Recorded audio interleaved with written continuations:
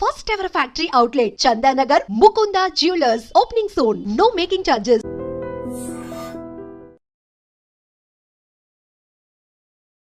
ఇక్కడ Pakistan army chief ఒక వారం కింద కీలకమైనటువంటి కామెంట్లు చేశారు. కాశ్మీర్ ని ఎట్టి పరిస్థితుల్లోనూ మేము వదులుకోము, హిందువుల్లాగా మేము కాదు అనే మాటతో పాటుగా లష్కర్ ఏ తోయిబా చీఫ్ కూడా అదే మాట అన్నారు.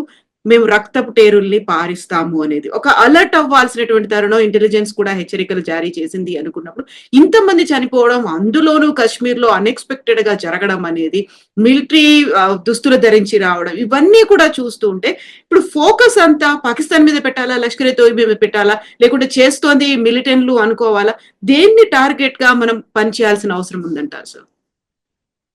ఇప్పుడు పాకిస్తాన్ సైన్యాధ్యక్షుడు అతని ప్రకటన ఖచ్చితంగా దీనికి ఊతం అనుకోవచ్చు. దానికి రెండు రకాలైన వ్యాఖ్యలు ఉన్నాయి. ఒక రకమైనది ఏంటంటే ఒక సంకేతాన్ని టెర్రరిస్ట్ గ్రూపులకు ఇస్తున్నారు.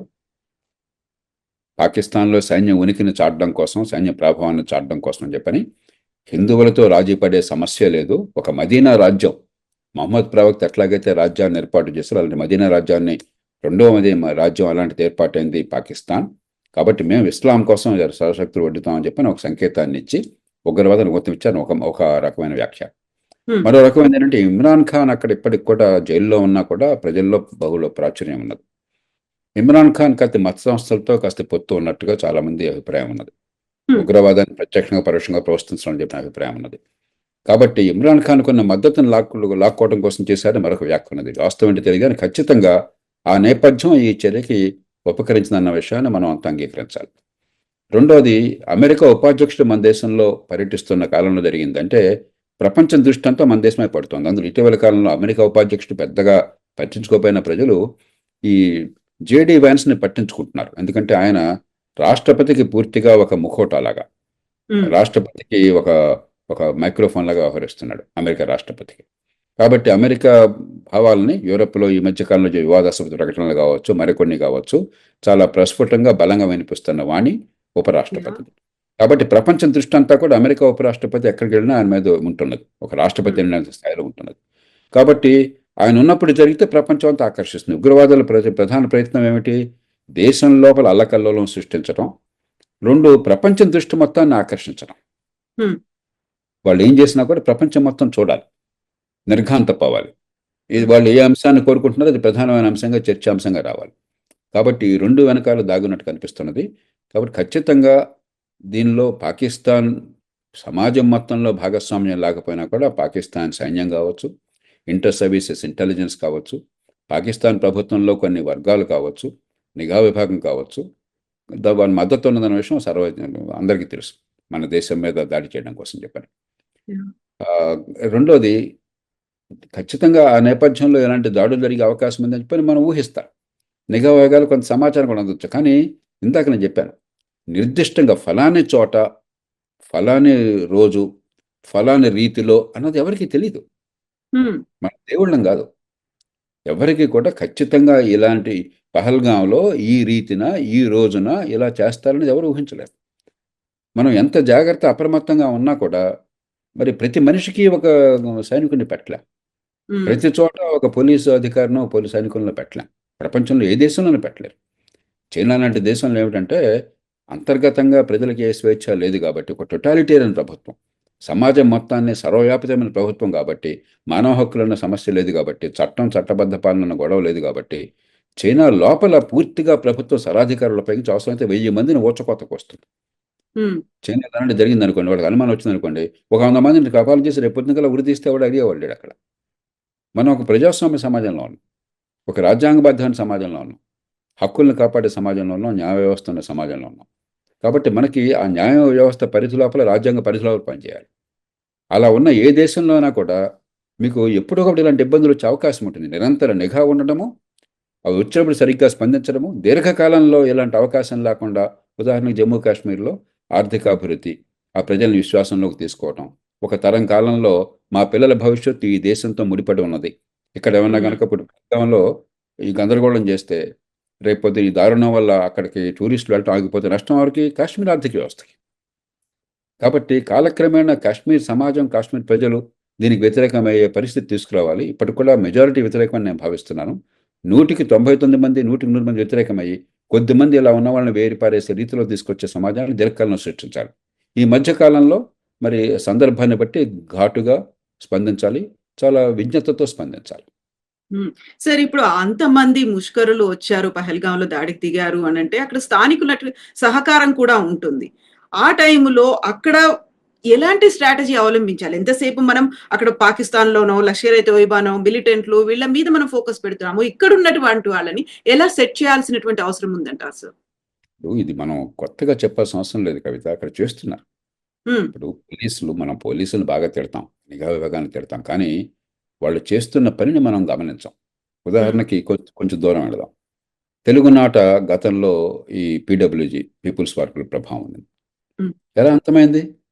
మన మాటల వల్ల కాదుగా. పోలీస్ యంత్రాంగం, నిఘా విభాగాలు, ప్రభుత్వంలో వివిధ శాఖలు కలిసి సమన్వయం చేసినాయి కాబట్టి, అలాగే జాతీయ స్థాయి ప్రభుత్వం, రాష్ట్ర ప్రభుత్వం సమన్వయం వ్యవహరించినాయి కాబట్టి దాన్ని ఆ ప్రమాదం తొలగించగలిగారు. ఇంకా ఇతర రాష్ట్రాల్లో ఉన్నది, ఛత్తీస్గఢ్లో ఇంకా ఉన్నది. కాలక్రమేణా మన నుంచి వాళ్ళు నేర్చుకోవాలి, వాళ్ళ నుంచి మనం నేర్చుకోవాలి. అట్లాగే పంజాబ్లో గతంలో ఉగ్రవాదాన్ని చూసాం. మరి కొన్ని సందర్భాల్లో కఠినంగా వ్యవహరించాలి, కొన్ని సందర్భాల్లో ఉదారంగా వ్యవహరించాలి. మనం ఉగ్రవాదుల మీద తీవ్ర చర్యలు తీసుకుంటేనే సమాజాన్ని దూరం చేసుకోకుండా ఉండాలి. ఆ ప్రయోగాలు జరిగినాయి కాబట్టే చాలా నష్టం జరిగింది. ఒక ప్రధానమంత్రిని కోల్పోయాము మనం. ప్రధానమంత్రి పదవిలో ఉన్న ప్రధాని ఇందిరాగాంధీ గారి 44లో అక్టోబర్ 31న కోల్పోయినాము. ఆ తర్వాత ఒక ముఖ్యమంత్రి బియాన్ సింగ్ని కోల్పోయినాము అక్కడ. కొన్ని సందర్భాల్లో ఎన్నికలు 5-10% మంది ఓట్లు వేశారు రాష్ట్రం మొత్తంలో, అయినా కూడా మనం నిబ్బరంగా నిలబడ్డాము. దీర్ఘకాలంలో పంజాబ్లో ఉగ్రవాదం తొలగిపోయింది. అలాగే కాశ్మీర్లో కూడా. అంచేత ఒకటి స్వల్పకాలిక వ్యూహము, టెర్రరిజాన్ని అంతం చేసే వ్యూహం ఒకటి. 2 దీర్ఘకాలికంగా సమాజం మొత్తాన్ని భారత జీవన స్రవంతిలో భాగం అన్న విషయాన్ని గుర్తు చేస్తూ, వారి భాగస్వామ్యాన్ని ఇస్తూ టెర్రరిజాన్ని వాళ్ళు ఎదుర్కొని ఏర్పాటు చేయడం 2 రోజులు కలపాలి. ఆ ప్రయత్నం జరుగుతుంది. మనం కొత్తగా వాళ్ళకి ఉపన్యాసాలు ఇవ్వనక్కర్లేదు. ఆ ప్రయత్నం జరుగుతోంది ఈ దేశంలో. అది ఖచ్చితంగా దీర్ఘకాలంలో ఫలితాలను ఇస్తుంది. కానీ మధ్యలో ఒడిదుడుకులు తప్పదు. ఎందుకంటే ఈ టెర్రరిస్టులుగా పాత్ర పోయినట్టయితే లష్కర్ ఏ తోయిబా గాని మరొకటి నాయకత్వంగా వాళ్ళ మొహం ఎవరు చూస్తారు? వాళ్ళ గురించి మీరు నేను ఎందుకు మాట్లాడుకుంటున్నాం? ఆ దుర్మార్గులు చేసిన దుశ్చర్య వల్ల మాట్లాడుకుంటున్నాం. కాబట్టి వాళ్ళ ఉనికే ఇలాంటి చర్యల మీద ఆధారపడినప్పుడు కొన్ని చోట్ల ఇలాంటివి జరుగుతుంటాయి. కాబట్టి ఇలాంటి చర్యలు ఉన్నప్పుడు 2 రకాలుగా మనం ఉంచుకోవాలి. ఒకటి, టెర్రరిజం పెరుగుతోంది అనడానికి సంకేతం కొన్ని చోట్ల. మరికొన్ని సందర్భాల్లో అంతరిస్తున్న సమయంలో, బలహీన క్షీణం అవుతున్న సమయంలో ఒక్కసారి ఆరిపోతున్న కొవ్వొత్తి వెలుగుతుంది. అలా మళ్ళీ మేము ఉన్నామని చూపెట్టడం కోసం ప్రయత్నం. ఆల్ఖైడా ఉంది, అటపాదలపై ప్రయత్నాలు చేస్తూ ఉంటుంది. ఐసిస్ ఉన్నది, అటపాదలపై ప్రయత్నాలు చేస్తుంది. కానీ ఐసిస్ కానీ ఆల్ఖైడా కానీ గతంలో ఉన్నట్టుగా బలంగా లేవు. కానీ అంత మాత్రం చేత ఎక్కడ ఏ రకంగానో కూడా ఉగ్రవాద చర్యలకు పాల్పడే అవకాశం లేదనుకోవటం పొరపాటు అవుతుంది. మనం కూడా అట్లాగా ఒక్కసారిగా మనం బెంబేలెత్తిపోయి బాబు మన దేశం మీద దండెత్తేస్తున్నారు, వాళ్ళు జయిస్తున్నారు, మనం ఓడిపోతున్నాం అనే భావం అనవసరం. ఖచ్చితంగా గత 5-10 ఏళ్ళ కాలాలను చూసినట్టయితే ఉగ్రవాద చర్యలు తగ్గినాయి. మన ప్రభుత్వం, మన సమాజం చేసిన చర్యలు ఫలితాలను ఇస్తున్నాయి. కానీ ఇది పూర్తి ఫలితాలను ఒక్కరోజు ఓపికగా మనం ఫైట్ చేయాలి. చాలా సంకల్ప బలంతో చేయాలి. పార్టీలు పక్షపాతాలు పక్కన పెట్టి ఒక యుద్ధంలో ఎలాగైతే అన్ని పార్టీలు కలిసిపోతాయో, దేశమంతా ఏకకంఠంతో మాట్లాడుతుందో, ఇప్పుడు ఆ రకంగా వ్యవహరించాలి. సో ఇప్పుడు పాకిస్తాన్ని అంతర్జాతీయంగా తను చేసినటువంటి దుశ్చర్యలను ఎంటగట్టాలి, ఏకాకం చేయాలి, ఒంటరి చేయాలి అనే ప్రయత్నాల్ని మన దేశ సర్కార్ మొదలు పెట్టేసింది. ఆ దిశగా ప్రయత్నాలు కూడా ఉన్నాయి. ద్వైపాక్షిక సంబంధాలు కావచ్చు, చివరికి సింధు నది జలాల్ని కూడా మేము అలో చెయ్యము అనేది, ఆ ట్రీటీని కూడా మేము రద్దు చేసుకుంటున్నాము అన్నప్పుడు పాకిస్తాన్ మీద మొత్తం మీద కూడా ఎఫెక్ట్ పడబోతోంది. సో దీని నేపథ్యంలో మనము అంతర్జాతీయ సంబంధాలు, ద్వైపాక్షిక సంబంధాలు పాకిస్తాన్ మీద ఎలా ఉండాలంటారు సార్? ముందు సింధు నది వివాదం గురించి మీరు చెప్పారు. సింధు నది విషయంలో పాకిస్తాన్, భారత్ చాలా సమన్వయంతో ఒక సమస్యను చాలా చక్కగా పరిష్కరించుకున్నాయి. మనం సింధు నది మీరు చూసినట్టయితే సింధుకి 5 ఉపనదులు ఉన్నాయి. ఝేలం, చెనాబ్, రావి, బియాస్, సట్లెజ్. దానిలో రావి, బియాస్, సట్లెజ్ 3 భారతదేశానికి నీళ్ళనిస్తాయి. ముఖ్యంగా బియాస్, సట్లెజ్ ఎక్కువగా. ఝేలం, చెనాబ్, రావి చాలా మేరకు పాకిస్తాన్కి మాత్రమే వర్తిస్తుంది, మనకు పెద్దగా వర్తించదు. కానీ సింధు నది గొడవ ఏంటంటే పైన హిమాలయ ప్రాంతాల్లో ఉన్నటువంటి చోట్ల అక్కడ హైడ్రో పవర్, జల విద్యుత్కి అవకాశం ఉన్నది. ఎందుకంటే ఎత్తు పల్లాల్లో ప్రవహిస్తుంది కాబట్టి. అందుకని మనం హైడ్రో పవర్ డ్యామ్ నిర్మాణం చేసుకున్నాం. అలాంటి డ్యాములు ఎత్తు ఉంటుంది కానీ పెద్దగా నీరు ఎక్కువగా నిల్వ చేయవు. ఎక్కడ హైడ్రో పవర్ డ్యామ్స్ ఉన్నత స్థాయిలో మనం కొండల్లో పర్వతాల్లో చేసినా కూడా నీళ్ళని ఎక్కువ నిల్వ చేయదు. కాబట్టి ఎప్పుడు నీళ్లు వదలాలి, ఎంత మేర నిల్వ చేయాలి, ఈ విషయంలో ఒక ఒప్పందాన్ని చేసుకుంటూ ఆ సింధు నది ఒప్పందంలో ప్రపంచ బ్యాంక్ కట్టబెట్టాం మధ్యవర్తిత్వాన్ని. హ్మ్. ఆ మధ్యవర్తిత్వంతో చక్కటి ఒప్పందం వచ్చింది. చాలా కాలం అమలైతే పాకిస్తాన్ మళ్ళీ ఈ మధ్య గొడవ చేసి మాకేదో అన్యాయం జరుగుతుందని అబద్ధాలు ఆడారు. దానిలో వాస్తవం ఏం లేదు, ఒక అపోహ తప్ప ఏం లేదు. మళ్ళీ ప్రపంచ బ్యాంకే పంపిస్తే ప్రపంచ బ్యాంక్ మనం ఏదైతే చెప్పామో దాన్ని అంగీకరించింది. మళ్ళీ ఆ ఒప్పందం నడుస్తోంది. ప్రస్తుతానికి అది ఆపేసామన్నాం. దానివల్ల నిజమైన పర్యవసానాలు పాకిస్తాన్‌కి తీవ్రంగా ఏమి ఉండవు. ఎందుకంటే మనమే నీళ్ళని పెద్దగా పట్టుకోవట్లే అక్కడ. మనం హ్మ్. నీటిపారుదలకు వాడల్లా. మనం మనం వ్యవసాయానికి కానీ, ఆహ్, సాగునీటికి కానీ, ఇతర అవసరాలకు కానీ వాడటంలా. కేవలం కొద్దిపాటి నీటిని పైన జల విద్యుత్ ప్రాజెక్ట్ కోసం తాత్కాలికంగా పట్టడం జరుగుతుంది. అది ఒకసారి నిండిపోయిన తర్వాత నీళ్ళు అలాగా ఫ్లో అవుతుంటాయి. హ్మ్. ఓకే. కాబట్టి ఇది ఒక సింబాలిక్ జెస్చర్ ఇది. ఇదేమి పాకిస్తాన్‌ని దెబ్బతీయాలని, పాకిస్తాన్ సమాజాన్ని దెబ్బతీయాలి, పాకిస్తాన్‌లో వ్యవసాయం నాశనం కావాలని మనం కోరుకోవట్లా. పాకిస్తాన్ సమాజాన్ని మనం ఆకట్టుకోవాలి. భారత్‌తో సత్సంబంధాలు ఉంటే నా లాభం అన్న విషయం పాకిస్తాన్ సమాజానికి మధ్యతరగతి వర్గానికి అర్థం కావాలి. కాబట్టి మన పాకిస్తాన్ మీద మనకి విద్వేషం చూపెడితే ప్రమాదకరం. పాకిస్తాన్ ప్రభుత్వంలో ఉన్న శక్తులు, పాకిస్తాన్ ఇంటర్ సర్వీస్ ఇంటెలిజెన్స్, ఉగ్రవాదాన్ని గుర్తించే శక్తులకి మనం బలంగా సంకేతాన్ని ఇవ్వాలి గానీ, పాకిస్తాన్ సమాజానికి వ్యతిరేకంగా అన్నట్టయితే దానివల్ల వాళ్ళు నష్టపోవచ్చు, కానీ మనకు కూడా నష్టం. కాబట్టి దాన్ని ఆ రకంగా అర్థం చేసుకోవాలి తప్ప ఇది పాకిస్తాన్ మీద యుద్ధకాంక్ష కాదు. ప్రభుత్వం అందుకని చాలా ఆచితూచి స్పందించింది. మేమేదో అర్జెంటుగా పాకిస్తాన్‌లోకి దాడి చేస్తామని చెప్పి అనలా. పాకిస్తాన్ మీద యుద్ధం ప్రకటిస్తున్నాం అనలా. హ్మ్. సంకేతాన్ని, బలమైన డిప్లొమాటిక్ సంకేతాన్ని, ఒక దౌత్యపరమైన సంకేతాన్ని ప్రపంచంలో పాకిస్తాన్‌ని ఏకాకి చేయటము, మీరు గనక మాతో అనవసరంగా ఖాయం పెట్టుకుంటే పాకిస్తాన్ సమాజానికి ఆర్థికంగా ఇతరత్రా నష్టం జరుగుతుంది సుమా అని స్పష్టంగా సంకేతాన్ని ఇవ్వటం. ఆ ప్రయత్నాన్ని సరిగ్గా అర్థవంతంగా చేశారు. దాన్ని మనం పూర్తిగా మద్దతు ఇవ్వాలి. ఖచ్చితంగా ఉగ్రవాద విషయంలో ఎక్కడ సాక్ష్యాలు ఉన్నాయో బయటపెట్టి అంతర్జాతీయ సమాజం ఆంక్షలకి పాకిస్తాన్ మీద ఉండేట్టు చేయాలి. ఎందుకంటే పాకిస్తాన్ ఆర్థికంగా చాలా బలహీనంగా ఉంది. హ్మ్. ఇవాళ పాకిస్తాన్ చాలా దారుణ స్థితిలో ఉంది. 15, 20 ఏళ్ల క్రితం మనకంటే తలసరి ఆదాయం ఎక్కువ ఉన్న దేశం ఇవాళ మనలో సగం కూడా లేదు. పరిస్థితి చాలా క్షీణంగా ఉంది. ఐఎంఎఫ్ రుణం ఇవ్వకపోతే పాకిస్తాన్ మూలపడిపోతుంది, దివాలా హ్మ్. తీస్తుంది. ఆ హ్మ్. పరిస్థితిలో ఉంది కాబట్టి దాన్ని ఉపయోగించుకొని ఈ సాక్ష్యాలు బయటపెట్టి వాళ్ళని ఆర్థికంగా ఒత్తిడి తీసుకురావాలి. పాకిస్తాన్ సమాజానికి బలమైన సంకేతాన్ని ఇవ్వాలి.